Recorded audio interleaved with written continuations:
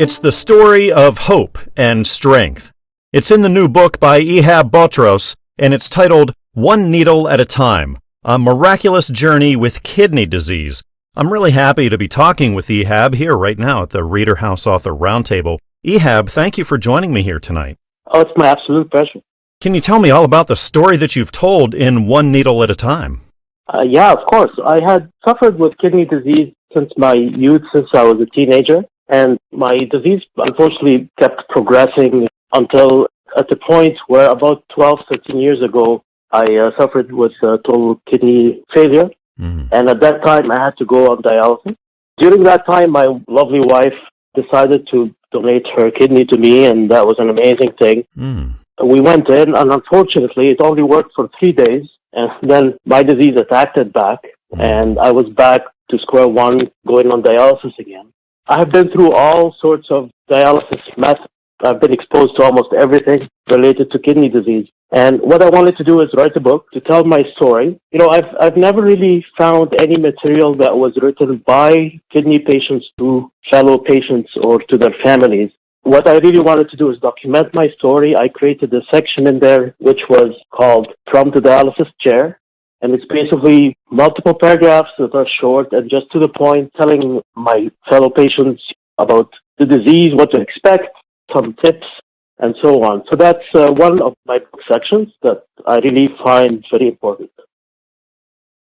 What would you say was the most challenging part of writing the book and publishing this? Actually, during the process of writing it, I really wanted to bring forward my experience with all the details as much as possible, but I also have my walk with the Lord and how I spiritually progressed during that experience.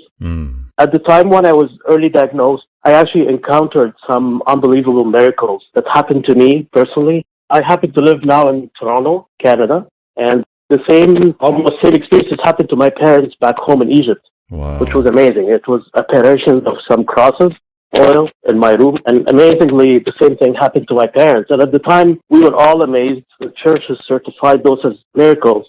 That was something that really changed my life. And I was expecting that everything would be okay after all those miracles, that I'm going to go in, I'll feel better, everything will be solved. But to my amazement, some miracles that I never expected happened to me, like those crosses. But then again, the miracles that I thought would be a given never actually happened, and I remained on dialysis up until today. The most challenging thing for me was to document this range of feelings and how I grew through it all, going from, I originally trusting the Lord to totally confused, totally doubting everything, doubting that there is a God altogether, and then growing out of it into a much stronger person. My challenge was to always keep that in mind, bring that, and portray it to the readers as much as I can. Have you given any thought to writing more books and publishing more in the future? Definitely something on my mind.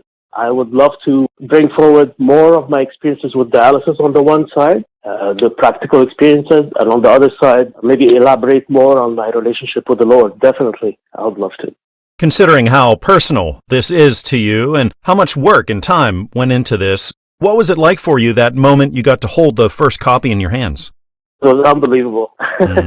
The whole process really wasn't that lengthy as I thought, actually. I started, I remember, July 1st of 2020, and by July 1st, 2021, I was almost ready to publish it.